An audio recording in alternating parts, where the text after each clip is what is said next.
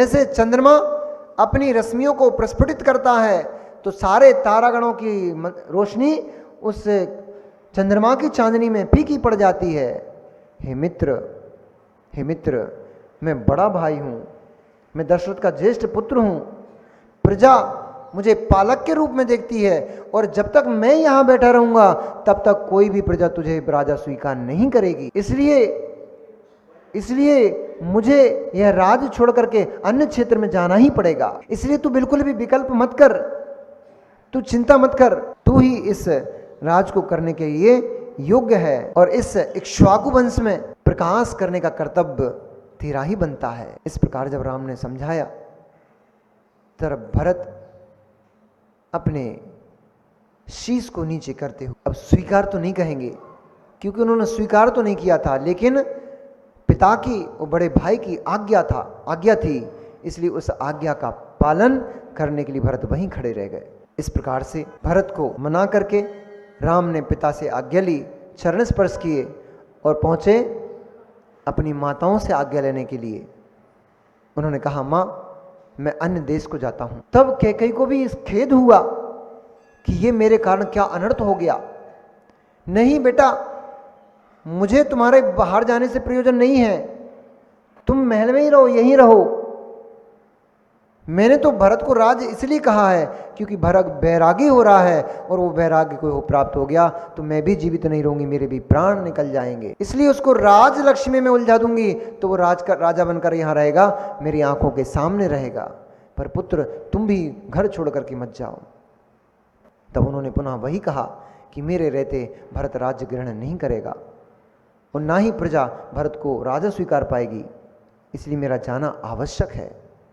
और फिर पिता के वचन की लाज, पिता के वचन का पूर्णता इसी से हो पाएगी, ऐसा कहे सभी पूरा वनवास में पूरी महारानियां और पूरे माताएं, वृद्धजन सभी आंसू बहा करके उनकी विदाई को करने लग गए।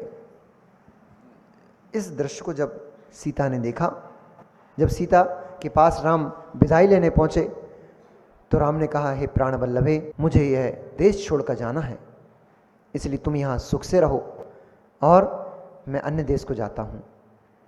तब सीता ने क्या कहा, आप होती क्या करती, अच्छे से रही हो, जहाँ रहो, जहाँ तो रहे हो, मेरा मन तो नहीं कर रहा कि तुम्हें छोड़ दूँ, पर जा तो ऊँसे ही कहती, ऊँसे ही कहती, कौन जाएगा इनके साथ जंगल में, बस जंगलों में बंदरियों के बीच में कौन रहेगा, जंगली जानवरों के बीच में कौन रहेगा। तो मेरा मन तो नहीं कहता तुम्हें जाने के लिए छोड़ दूं, पर जब जा ही रहे हो, नहीं मान रहे हो, तो अपनी रक्षा करना, जल्दी वापस आ जाना। ऐसी कहती ना, नहीं कहती? अरे हाओ, पता है हमें भी। अरे एक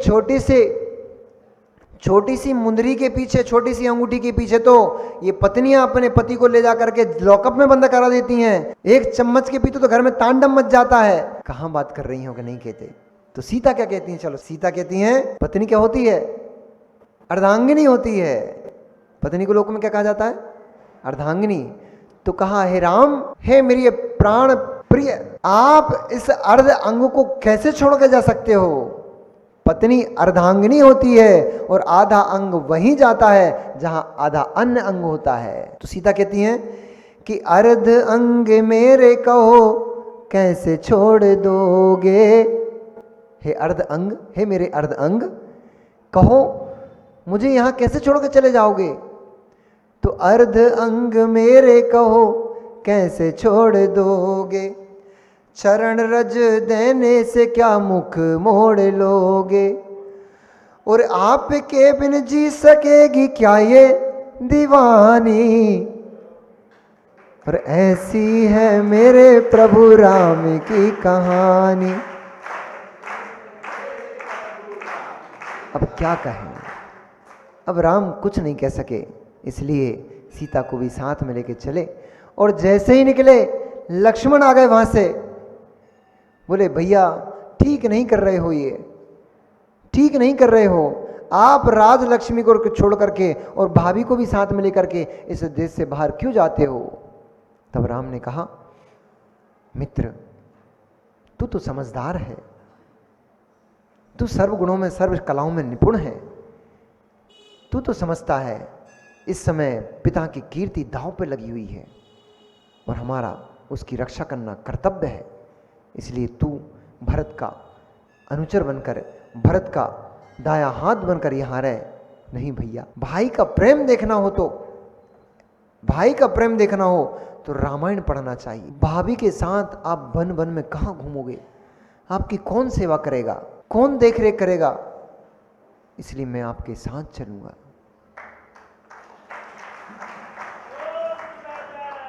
कि भाई और भाभी को,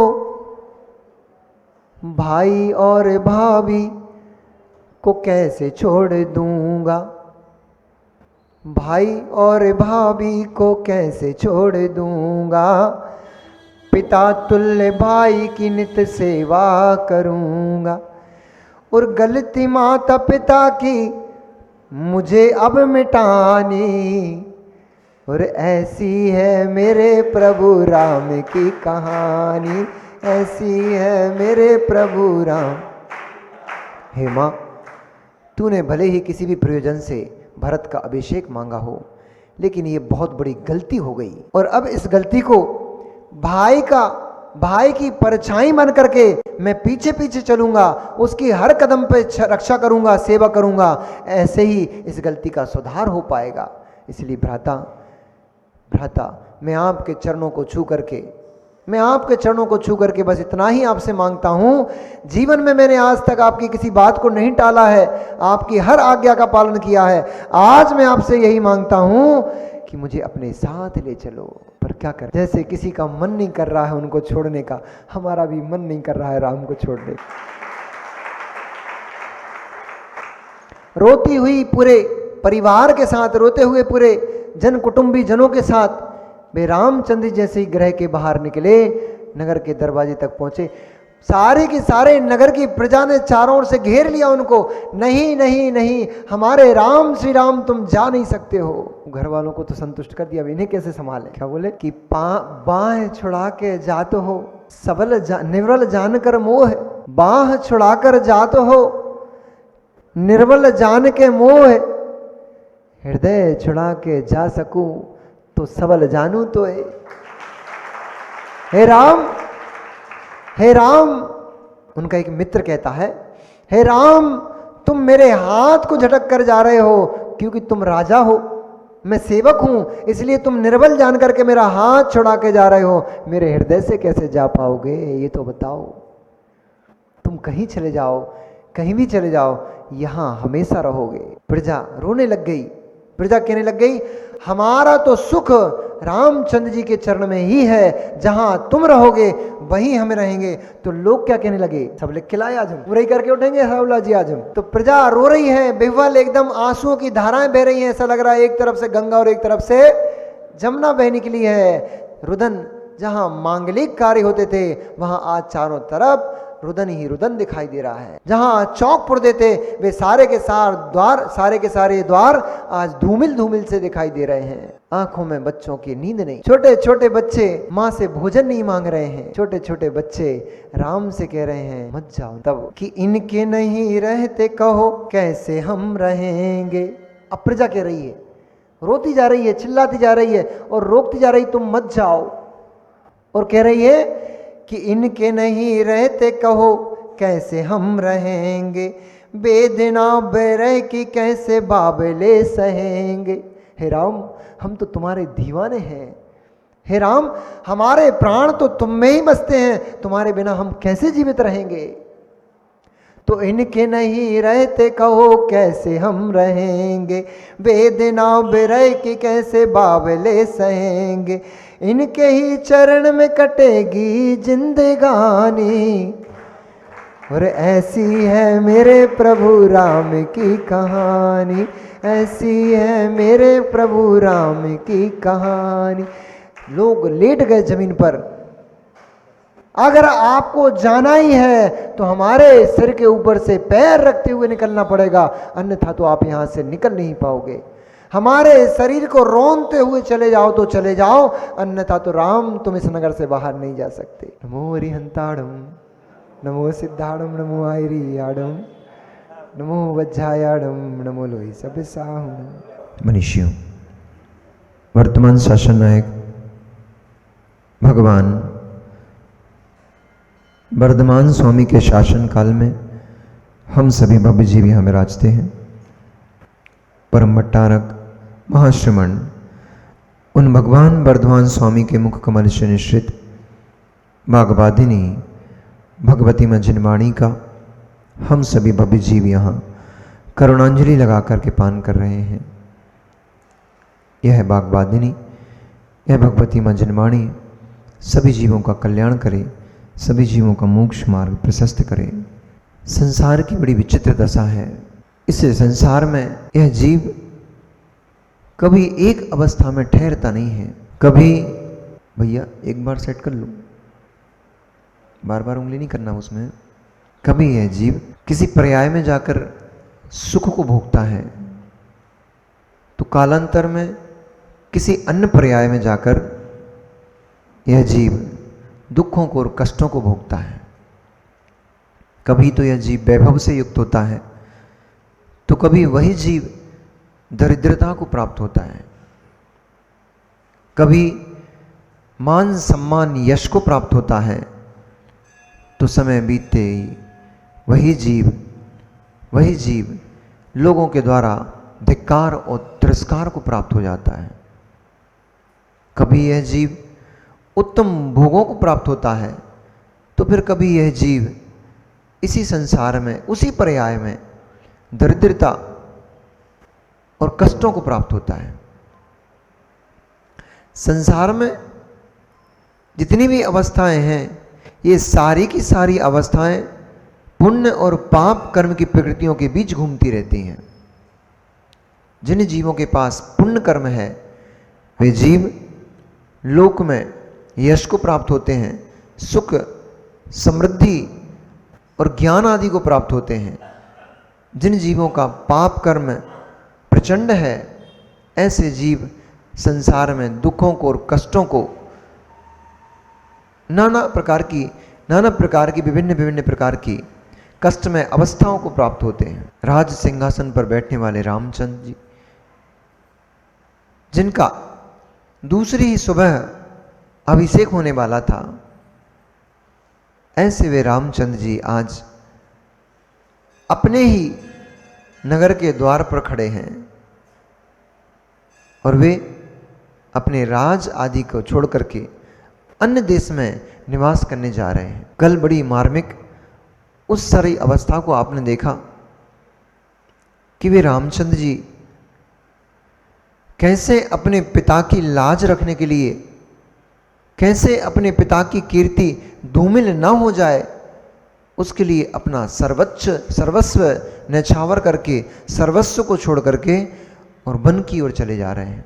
कभी जब इन विषयों को सामायिक में गेय बनाते हैं, इन विषयों को जब ध्यान का ध्येय बनाते हैं, तब समझ में आता है कि इस लोक के जो वैभव हैं अथवा लोक की जो लौकिक वस्तुएं हैं, वैभव तो बड़ा हो गया। जिसके पास वैभव नहीं भी है, छोटी मोटी वस्तुएं भी लौकिक की उसको प्राप्त हैं, उसके लिए उन छोटी छोटी सी वस्तुओं को छोड़ पाना कितना दुर्लभ कार्य है, कितना कठिन कार्य है। फिर राम जैसे जीव के लिए, जिसको पूरी पृथ्वी का राज्य मिलने वाला था और वह संपूर्ण राज्य को छोड़ करके और कैसे वन को चल दिया, अपने परिवार, अपने भाई, अपनी मां के वचन के लिए कितना बड़ा त्याग कर दिया।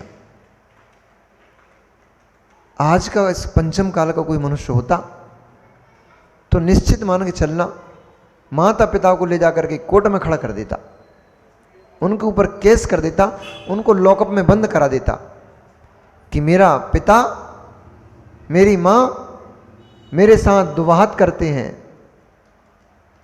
मेरे साथ छल किया है, और क्या बोलते हो, हमारा तो अधिकार है, पैदा किया है, अधिकार से मांगेंगे। पर धन्यो राम की मर्यादा को, धन्य है राम की प्रज्ञा और राम की सोच को, कि यदि मैं रहूंगा, मेरी कीर्ति सूर्य के समान है, भरत की कीर्ति चंद्रमा के समान है। सूर्य के रहते चंद्रमा के प्रकाश को कोई पूछता नहीं है। ये लोक में देखा भी जाता है। जब बड़ा कोई बैठा होता है तो छोटे की पूछ खत्म हो जाती है। जब तक बड़ा नहीं होता तब तक छोटे की पूछ होती है, वही बड़ा होता है। और जब कोई बड़ा आ जाता है तो छोटे की पूछ नहीं होती। अभी कोई पार्षद आ जाएगा आपके मोहल्ले का तो उसका बड़ा मान सम्मान हो जाएगा, लेकिन जैसे ही डीएम आ जाएगा तो पार्षद की वक्त खत्म हो जाएगी, मेयर की वक्त खत्म हो जाती है, मुख्यमंत्री की वैल्यू हो जाती है। मुख्यमंत्री आ गया तो डीएम की वैल्यू खत्म। अब मुख्यमंत्री प्रधान हो गया, उसकी वैल्यू बढ़ जाती है, और प्रधानमंत्री आ जाता है तो मुख्यमंत्री की वैल्यू खत्म हो जाती है।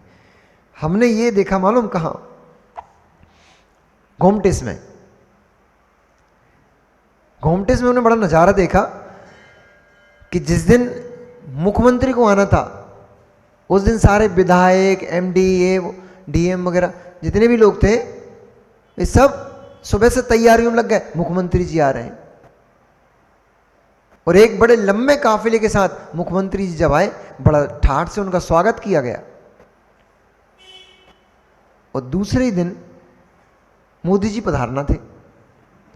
अब मुख्यमंत्री जी व्यवस्था देखने आ रहे हैं। कल जिनकी व्यवस्था दूसरे लोग देख रहे थे, आज वे अपने प्रधानमंत्री जी के लिए व्यवस्था देखते आगे आगे घूम रहे थे। तो ऐसे ही है भैया, लोग की तो यही रीति है। बड़ा हाथ में आते ही लोग छोटे को भूल जाते हैं। अब कल हमने कविता सुना दी तो लोग कहने लगे ये तो अखिलेश भैया से ज्यादा अच्छी कविता कर दी थी महाराज जी ने। लोक में यही स्थिति है अखिलेश जी। इसमें अपने को कष्ट नहीं होना, इसमें अपने को दुख नहीं होना कि महाराज हमारा पद चुरा के न ले जाए। चिंता नहीं करो, हम कुछ नहीं ले जाएंगे, हमारे पास तो रखने के लिए कुछ है ही नहीं, लेके क्या जाएंगे।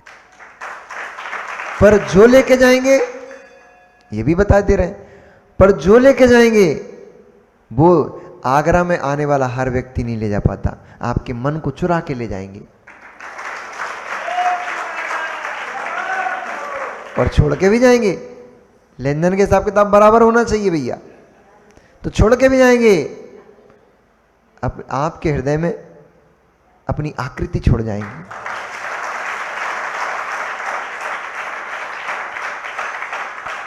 लोक की तो यही रीति है कि जब कोई बड़ा बैठ जाता है तो लोग छोटे को पूछना बंद कर देते हैं, बड़े की जय जयकार होने लगती है। इसलिए राम इस बात से अच्छी तरह इस बात को जानते थे कि यदि मैं रहूंगा, दशरथ ने कभी नहीं बोला था कि बेटा तुम बन जाओ, और ना ही कैकेयी ने कभी बोला था कि राम को वनवास हो।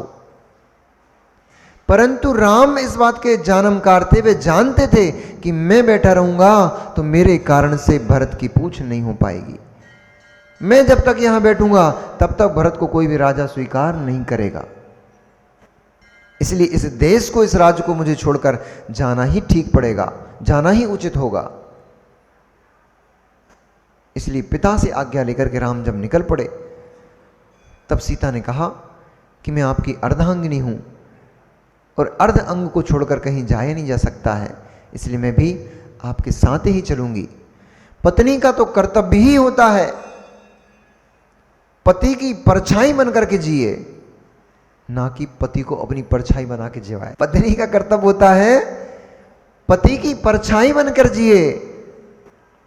पति आगे चले तो पत्नी उसके पीछे चले। अब ये तुम्हें भी देखना है भैया। वैसे आप लोग जैन कुल के लोग हो, श्रावक हो, तो वैसे तो नहीं करते, पर फिर भी मैं बोल देता हूं, कदाचित कोई करता भी हो तो अब समझ जाना, क्योंकि पत्नी को मैंने आपकी परछाई बना दिया है। आप गुटके खाते मिलोगे तो आपकी परछाई भी, देखा कभी परछाई आपने? आशु भैया परछाई देखी? परछाई में क्या होता है, आपने ऐसा हाथ किया तो परछाई भी ऐसा हाथ करती है, आपने सर खुजलाया तो परछाई भी सर खुजलाती है। अब मैं आपको एक तरीका बता देता हूँ इनसे गुटके वुटके छुड़वाने का।